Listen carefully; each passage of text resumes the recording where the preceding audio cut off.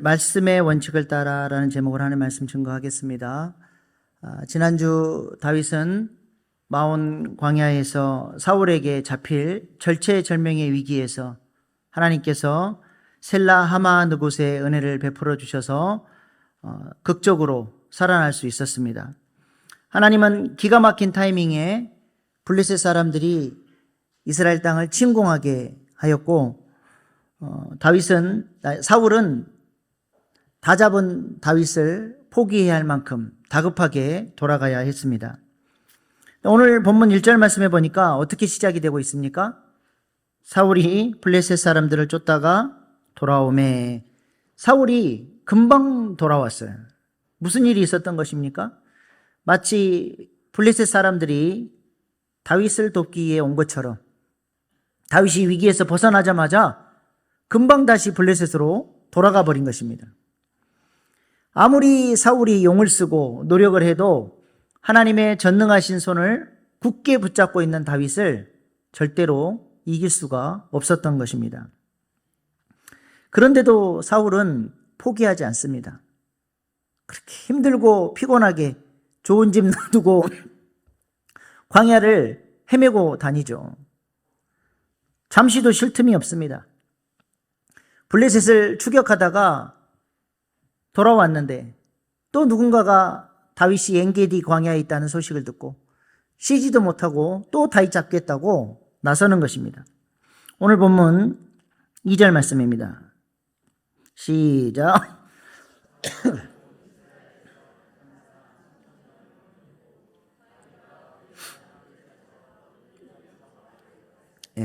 이번에는 특공대 3,000명까지 조직을 해서 쉬지도 못하고 엔게디 광야로 달려갑니다. 얼마나 피곤하고 힘든 인생입니까? 누군가를 증오한다는 것이 이렇게 무서운 것이죠. 여기 들염소 바위는 엔게디 광야의 별명입니다. 염소들이 천적의 공격을 피하기 위해서 높은 바위산 위에 올라가 있지 않습니까? 엔게디가 바로 이런 바위산들이 많은 지역입니다. 그리고 그 안에는 자연 동굴들이 많았습니다. 다윗의 600명이 다 들어가도 숨을 만큼 큰 동굴들이 많았고, 또 물도 풍부한 지역이어서 다윗이 사울을 피해서 숨기에는 너무 좋은 그런 지역이었던 것입니다. 사울은 이 바위산이 많은 이 거친 지역을 쉬지도 못하고 다윗 잡겠다고 얼마나 쫓아다녔던지 그가 많이 피곤해진 것 같습니다. 3절에 보니까 사울이 무엇을 합니까? 시작.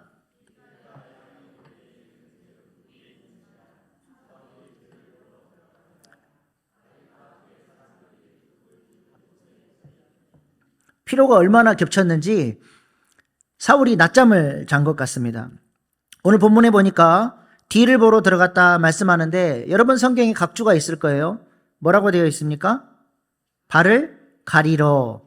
발을 가린다는 뜻은 두 가지예요. 한 가지는 화장실을 간다는 것이고, 또 한 가지는 낮잠을 자는 건데, 다윗이 와서 옷자락을 잘라도 몰랐던 것으로 봐서 피곤에 지쳐 깊이 사울이 낮잠을 잔 것 같습니다. 아마 사울의 군사들은 굴 입구를 지키고 있었을 것이고, 사울은 아무것도 모른 채 다윗이 숨어 있는 하필 그 동굴로 들어와서 낮잠을 자고 있었던 것입니다.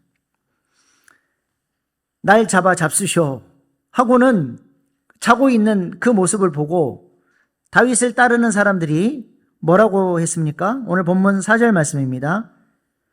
시작.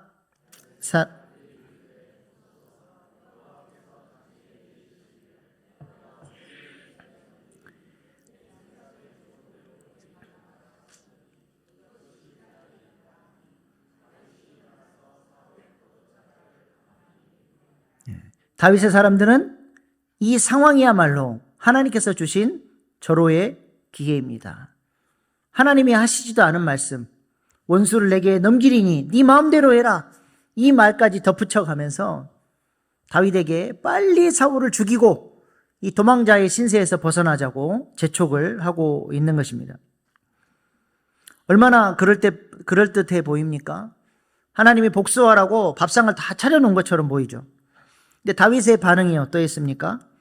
아무리 상황이 그럴듯해 보이고 육신적인 감정으로 당장이라도 죽여버리고 싶은 그 상황 속에서 다윗은 이것이 하나님의 뜻인가 아닌가를 물었다라고 하는 것입니다.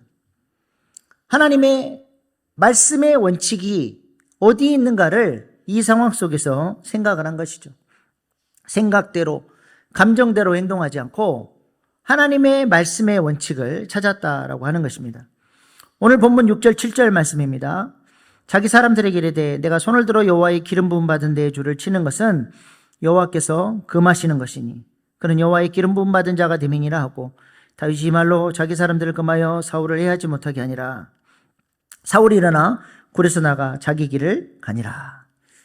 기름 부음 받은 자를 해하는 것은 하나님께서 금하시는 것이라고 하는 말씀이 생각이 났고 이 말씀을 다윗은 붙잡은 것입니다. 그리고 충동적으로 행동하려는 부하들까지도 사울의 목숨을 해하지 못하도록 막았었습니다. 다윗이라고 원수 사울을 죽이고 싶은 마음이 없었겠습니까? 그러나 다윗의 마음속에 새겨진 하나님의 말씀이 다윗이 충동적으로 감정적으로 행동하지 못하도록 막았다라고 하는 것입니다. 이것이 바로 다윗이 다윗 될 수 있었던 이유입니다. 에베소서나 히브리서에 보면 하나님의 말씀을 뭘로 묘사하죠? 날카로운 칼로, 검으로 묘사를 합니다. 날카로운 칼과 같은 말씀의 선명한 원칙이 다윗의 마음 가운데 있었기 때문에 충동적으로 들어온 생각이나 유혹들을 그 말씀의 검으로 잘라내고 하나님께 순종하는 사람으로 살아갈 수 있었던 것이죠. 이처럼 그리스도인들의 마음 가운데도 뭐가 있어야 됩니까? 선명한 하나님의 말씀의 기준, 말씀의 검이 있어야 될 줄로 믿습니다. 머리에만 머무르는 말씀은 힘이 없습니다. 하나님의 말씀이 내 가슴 속으로 내려와서 내 삶을 끌고 나가는 삶의 원칙이 되어야 되고 잘못된 것들은 잘라내고 분별하는 말씀의 검이 되어야 하는 것입니다.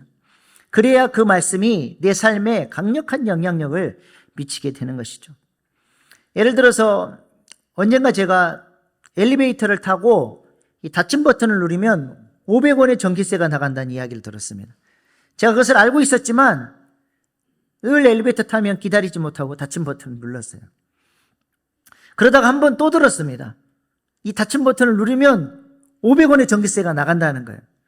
그날 딱 다시 한 번 들었을 때 그 말이 제 가슴 속에 딱 새겨졌습니다. 그리고는 엘리베이터를 타면 닫힘 버튼을 누르고 싶다가도 아니지, 조금만 참으면 500원 아낄 수 있는데 참자 하고 누르질 않은 거예요. 머릿속에만 있던 관념적인 생각이 내 마음속에 믿어지니까 내 삶이 달라진 겁니다. 나중에 알게 된 사실이지만 누르나 안 누르나 똑같아 나는 참된 진리를 깨닫게 된 이후에는 지금은 막 누르고 있긴 하지만 마음속에 무엇인가가 딱 새겨졌을 때 내 삶에 영향력을 끼친다는 것을 생각해 볼 수 있는 기회가 됐습니다. 하나님의 말씀도 마찬가지죠. 우리 마음 안에 말씀의 검으로 선명한 원칙으로 새겨졌을 때 그것이 우리의 삶을 결정하고 판단하는 중요한 도구가 되는 것입니다. 다윗이 그러니까 하나님의 말씀의 원칙이 다윗 안에 있으니까 사울의 옷자락만 살짝 베어냈는데도 다윗의 마음이 찔려 했습니다. 오늘 본문 5절 말씀입니다. 시작.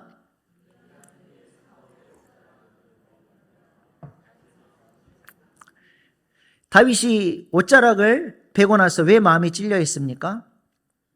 사울에게 내가 당신을 죽일 수 있었지만 옷자락만 뱄습니다. 그런 증거물로 보여주기 위함도 있겠지만 또 한 가지 의미는 사울의 왕권을 상징하는 그 왕복을 잘라냄으로써 당신의 왕권이 이미 나에게로 왔다라고 하는 것을 보여주기 위함이었습니다. 사무엘상 15장에 보면 사울이 사무엘의 옷자락을 붙잡았다가 찢어진 사건이 나와요. 이 옷자락이 찢어진 사건을 사무엘 선지자가 어떻게 해석합니까? 사무엘상 15장 27절 28절 말씀입니다. 사무엘이 가려고 돌아설 때 사울이 그의 겉옷자락을 붙잡으며 찢어진지라. 사무엘이 그에게 이르되 여호와께서 오늘 이스라엘 나라를 왕에게서 떼어 왕보다 나은 왕의 이웃에게 주셨나이다. 사무엘은 옷자락이 찢어진 그 사건이 사울의 왕권이 다른 사람에게로 넘어가는 것으로 해석을 하고 있죠. 또 사무엘상 18장에 보면 요나단이 자신의 왕복을 벗어서 다윗에게 입혀줘요. 이것은 왕권이 다윗에게로 넘어갔다라고 하는 것을 상징적으로 보여주는 행위가 되는 것입니다. 그러므로 다윗이 사울의 옷자락을 잘랐다라고 하는 것은 당신의 왕권이 내게로 왔다라고 하는 것을 보여주는 것이죠. 그런데 그 옷자락만 잘랐음에도 불구하고 내가 함부로 하나님께서 기름 부어 세우신 이 사람에게 내가 함부로 왕권이 넘어왔다라고 그 권위에 도전한 것이 되다 보니까 다윗의 마음이 찔렸던 것입니다. 이렇게 다윗은 하나님이 내 인생의 주인이라고 하는 하나님 제일주의 사상을 가지고 살았던 사람입니다. 오늘 세례 받으신 분들이 그걸 결단한 거잖아요. 지금까지는 내 마음 내 뜻대로 살았는데 이제는 하나님께서 내 삶의 왕 되셔서 주님 말씀대로 순종하며 살겠습니다. 하나님 앞에 세례를 통해서 약속한 것이죠.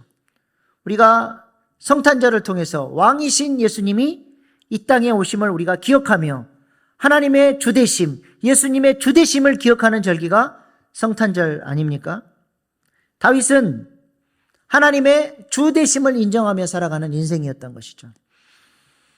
구약에서는 주요라는 말이 히브리어로 아도나이라는 단어를 씁니다. 신약 성경에서는 헬라어로 큐리오스라는 단어를 쓰죠. 이 단어는 항상 종이라는 단어와 둘로스라는 단어와 짝을 맞춰서 나오게 됩니다. 하나님을 주님이다라고 고백하는 것은 하나님의 내 인생의 모든 소유권, 내 생명도 내 모든 가지고 있는 것들 다 이 모든 것이 다 주님의 것입니다. 주권을 인정하는 고백인 것이죠. 고대시대의 종은 자신의 생명과 모든 것이 다 주인의 주권 아래 있었던 것처럼 우리 신앙인들은 하나님을 주님으로 모시는 것입니다. 근데 말만 주여 주여 한다고 하나님의 종이 아니라 마태복음 7장에 우리 예수님께서 뭐라 그러셨어요? 주여 주여 하는 자가 다 천국에 들어가는 것이 아니라 나의 말을 듣고 행하는 자가 천국에 들어갈 수 있다 말씀하십니다. 하나님을 주님이라고 고백하는 사람은 하나님의 말씀 앞에 전폭적으로 순종하고 살아야 하나님을 주님이라고 부를 수 있는 것이죠. 다윗은 하나님을 주여라고 부르기에 합당한 삶을 살았던 사람입니다. 비록 광야와 같이 삶이 힘들고 어렵지만 주인 되신 하나님께 자신의 인생을 의탁했습니다.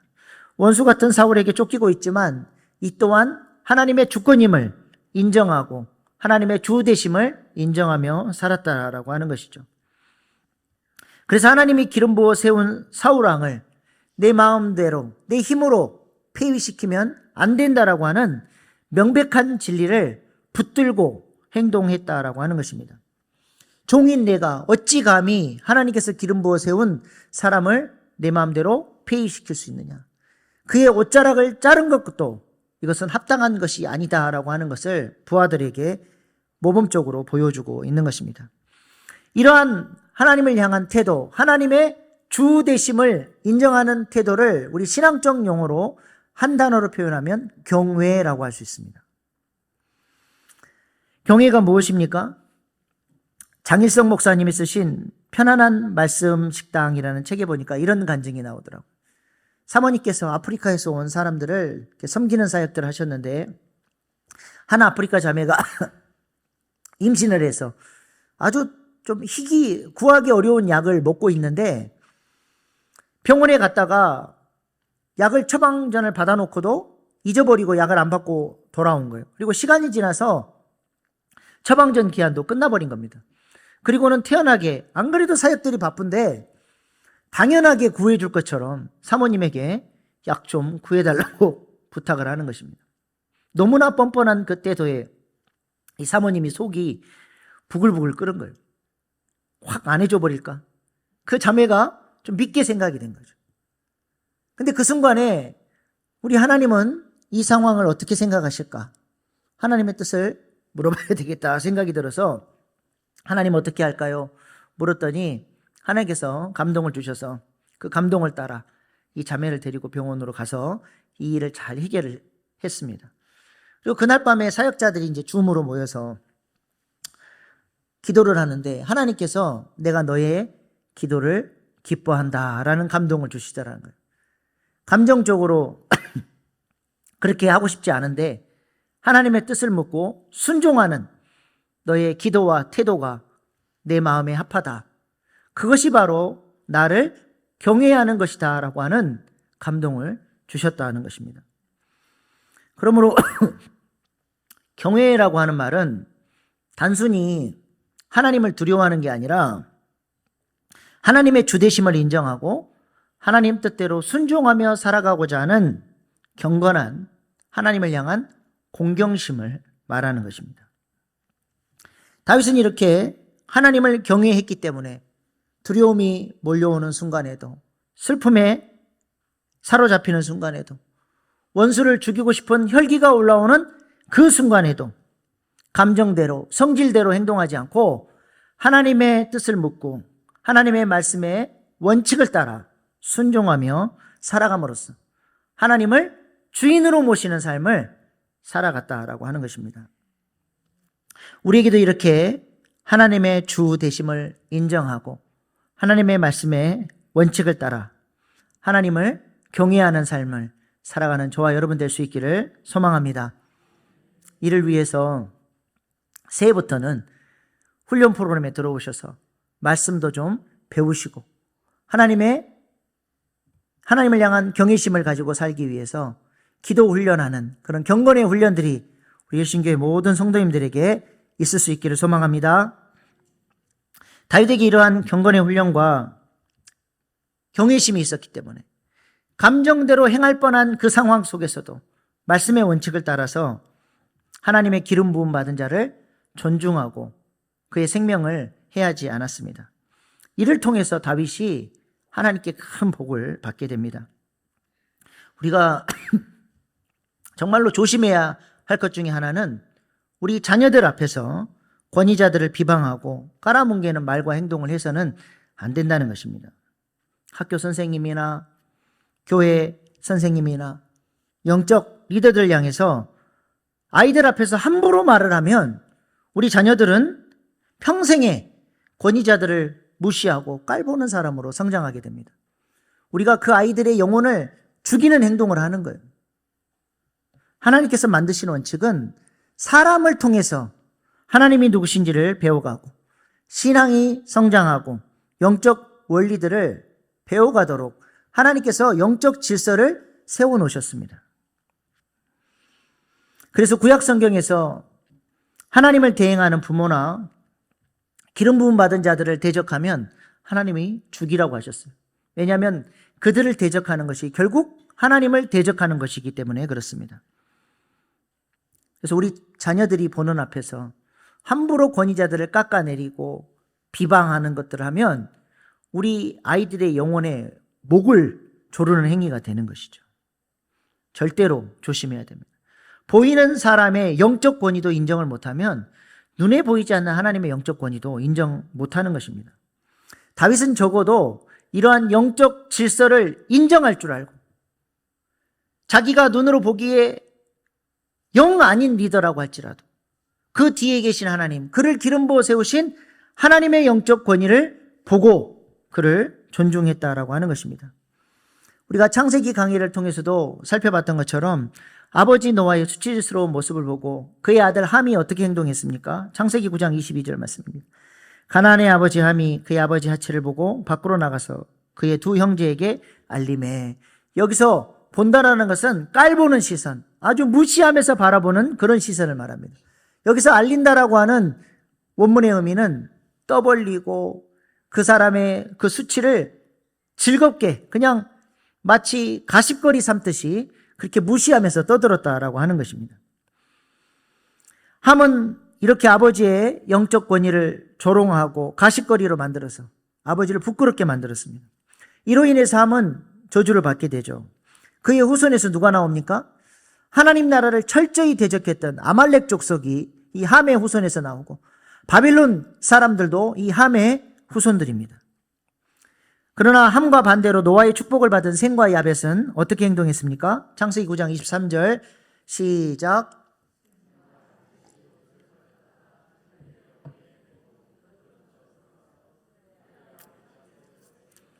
그들이 얼굴을 돌이키고 그들의 아버지의 하체를 보지 아니하였더라. 아버지의 부끄러운 모습을 보지 않기 위해 아버지를 존중하는 마음으로 뒷걸음쳐 들어가서 아버지의 수치를 덮어주었습니다.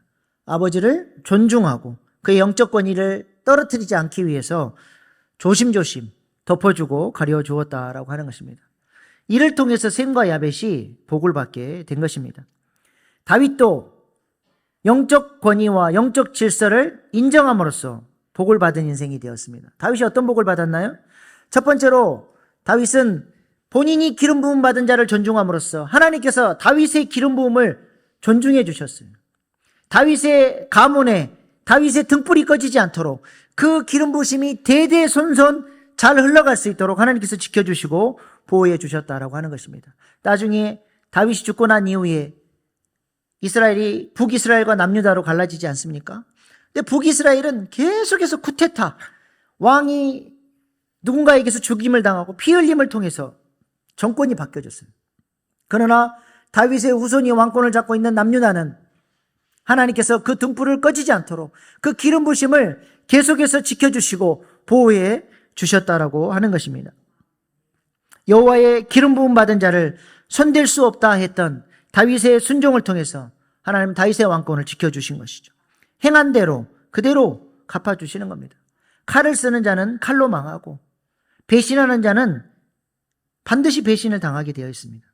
그러나 다윗은 하나님의 말씀을 존중하고 용서하고 기름 부음 받은 자를 존중했더니 하나님께서 다윗의 등불을 꺼지지 않도록 계속해서 기름 부어주시고 붙들어 주셨다는 것입니다.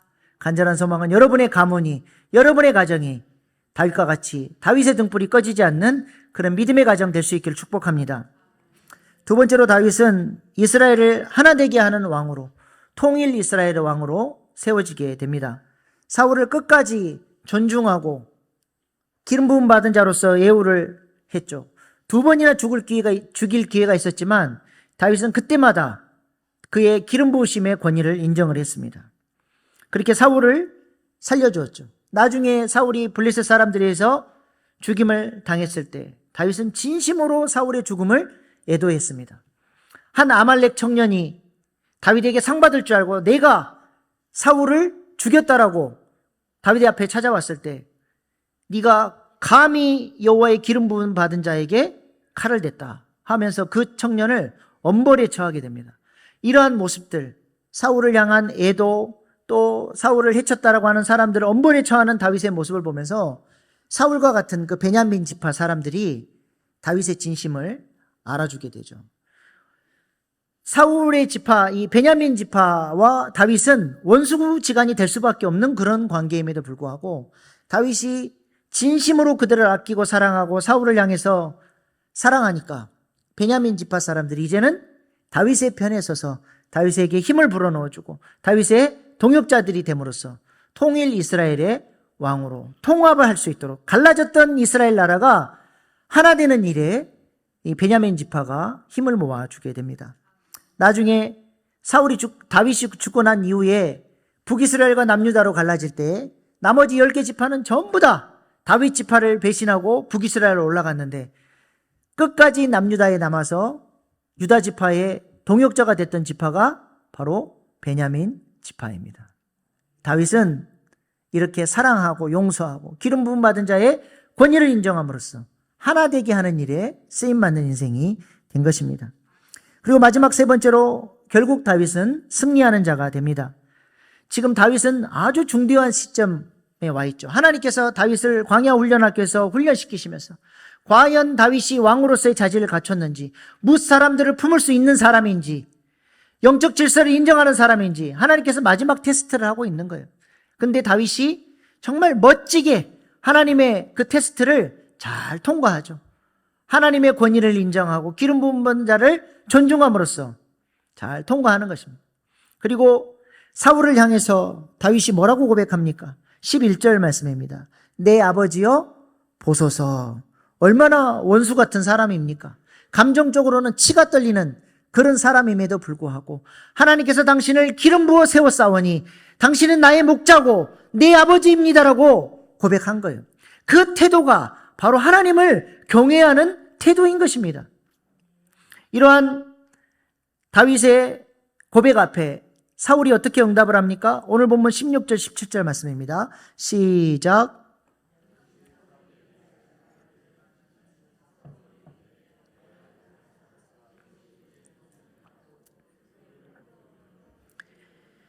나는 너를 학대하되 너는 나를 선대하니 너는 나보다 의롭도다. 사울이 다윗을 뭐라고 부릅니까? 내 아들아. 다윗이 먼저 사울을 아버지라고 부르니까 사울도 다윗을 존중하며 내 아들아 불렀다라고 하는 것입니다. 이것이 바로 영적 승리입니다.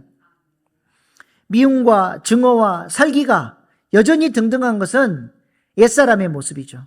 그런데 하나님 앞에 자신을 내려놓고 하나님의 주권을 인정하며 사랑으로 섬겼을 때 서로 죽이는 관계가 아버지와 아들의 관계로, 사랑의 관계로 변화가 된 것입니다.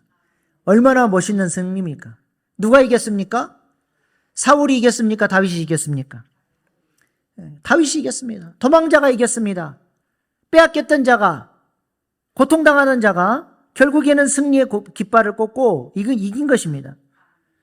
다윗을 저주하고 죽이려고 했던 사울이 이제는 다윗을 축복하고 다윗의 승리를 인정하고 있습니다. 오늘 본문 20절 21절 말씀입니다.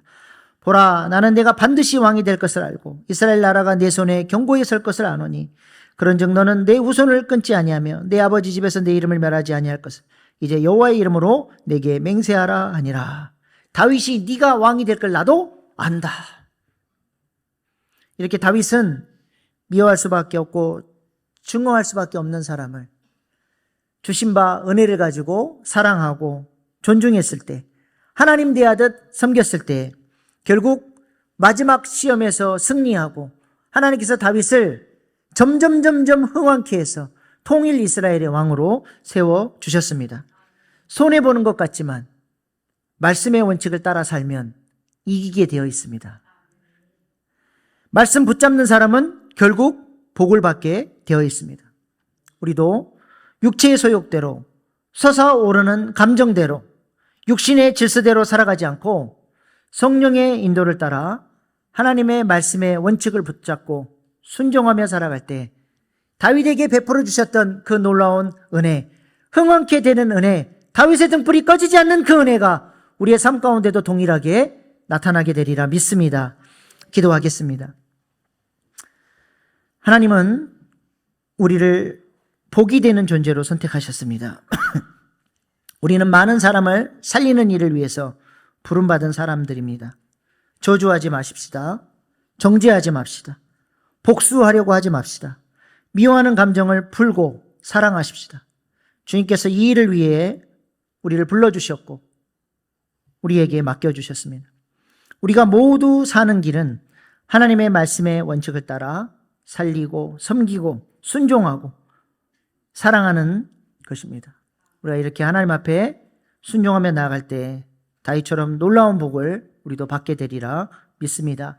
이 시간 주신 말씀 붙들고 주의 세 번 부르고 결단의 기도로 나아가시겠습니다.